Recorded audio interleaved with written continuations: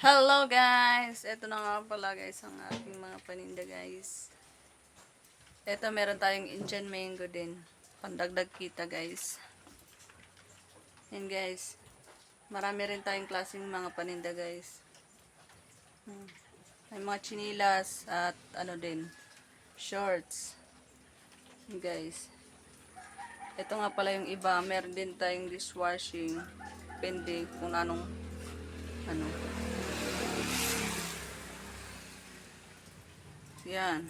Yan ang mga dishwashing guys. Ito nga pala yung natira ko dito.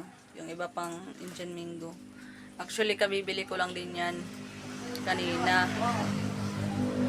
Ano, mahal pa man yung yung mangga.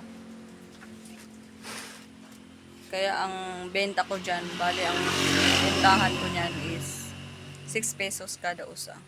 Kasi mamahal pa ngayon. 200 na yan, ganyan pa lang. 5 kilo.